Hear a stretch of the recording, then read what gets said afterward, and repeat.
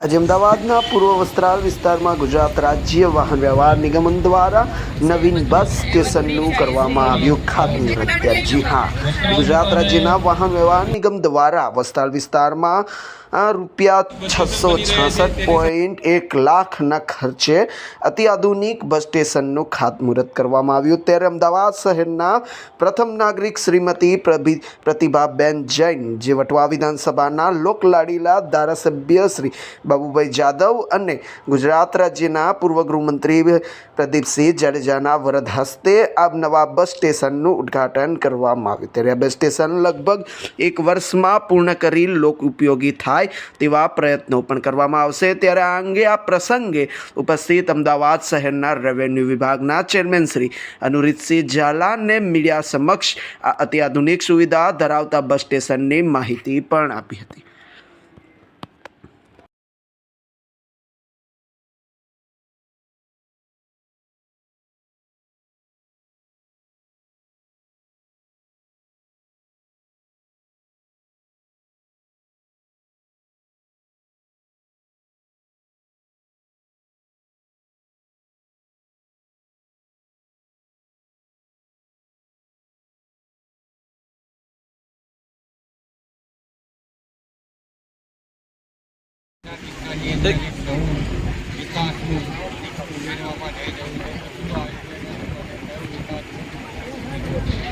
ગુજરાત રાજ્ય વાહન વ્યવહાર નિગમ દ્વારા આજ રોજ અહીંયાથી ખાતમુહૂર્ત કરવામાં આવ્યું। એની માટે હું અમારા આદરણીય પૂર્વ ગૃહમંત્રી શ્રી જાડેજા સાહેબ અને અમારા લોકપ્રિય ધારાસભ્ય બાબુસિંહ જાદવજીને આ તબક્કે આભાર વ્યક્ત કરું છું, કેમ કે વસ્ત્રાલમાં મેટ્રો સ્ટેશન છે, અહીંયા બીઆરટીએસ કનેક્ટેડ, સાથે સાથે હવે એસટીની બસો માટેનું પણ એક સ્ટેશન તૈયાર કરવા જઈ રહ્યું છે 6.5 કરોડના ખર્ચે।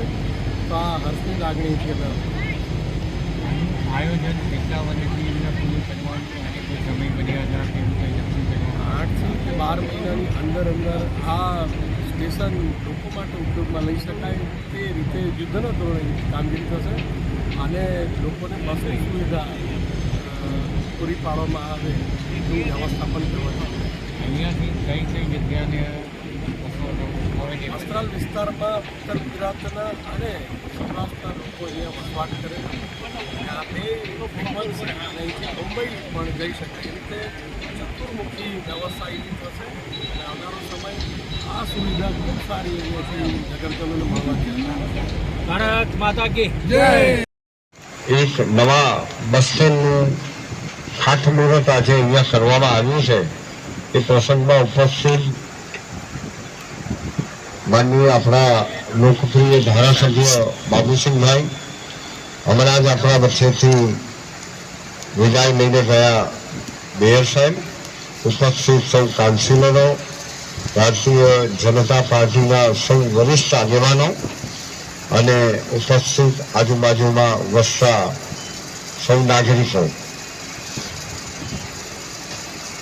અહીંયા કલેક્ટરના તાબા હેઠળની જમીન હતી અને એ વખતે હું ધારાસભ્ય હતો, એટલે એ કલેક્ટરમાંથી જમીન આપણે એસટીને ટ્રાન્સફર કરાવી અને એસટીને ટ્રાન્સફર કરાવ્યા બાદ એમાં સ્થળ ઉપર કબજો લઈ અને અહીંયા એસટી બસ સ્ટેન્ડની ઘણા સમયથી આપણી માગણી હતી, એ માગણી આજે પરિપૂર્ણ થાય છે એટલે મને એનો અત્યંત આનંદ છે। અમદાવાદ શહેરમાં કોઈ એકમાત્ર વોર્ડ એવો છે કે જે વોર્ડમાં બીઆરટીએસ છે, જે વોર્ડમાં મેટ્રો છે અને જે વોર્ડમાં એસટીની પણ સુવિધાઓ છે। આપણા વિસ્તારમાં મોટા ભાગે ઉત્તર ગુજરાત, સૌરાષ્ટ્રમાં વસતો વર્ગ અને અવારનવાર જ્યારે મળવાનું થાય ત્યારે એક એસટીની સ્ટેન્ડની વ્યવસ્થા થાય એવી બધાની લાગણી હતી અને આ જમીનની કિંમત લગભગ 50 કરોડ રૂપિયા જમીનની કિંમત છે। આ 50 કરોડ લીધા સિવાય કલેક્ટર દ્વારા આ જમીન એસટીને સોંપવામાં આવી એ આપણા માટે આનંદનો વિષય છે। જેમ આપણા જનરલ મેનેજર શ્રી દ્વારા કહેવામાં આવ્યું કે અહીંયા આટલી વ્યવસ્થા થશે, 10 જેટલા પ્લેટફોર્મ થશે અને એ પ્લેટફોર્મમાં માત્ર ઉત્તર ગુજરાત કે સૌરાષ્ટ્ર નહીં, આખા ગુજરાતમાં ગમે ત્યાં જવું હોય તો ત્યાં જવાની બસની વ્યવસ્થા એ અહીંયાથી આપણને ઉપલબ્ધ થવાની, જેથી કરીને તમે રિંગ રોડ પર આવો, મેટ્રોમાંથી ઉતરો અથવા એસટીમાંથી તમે મેટ્રોમાં જાઓ એટલે કનેક્ટિવિટીની ઉત્તમ વ્યવસ્થા આપણા વસ્ત્રાલ વોર્ડના સૌ પ્રજાજનોને અને પૂર્વ વિસ્તારના સૌ નાગરિકોને આજથી આ ખાતમુહૂર્ત શરૂ થયા પછી આપણે એસટીને વિનંતી કરીએ કે 1 વર્ષમાં જ કામ પૂર્ણ થાય.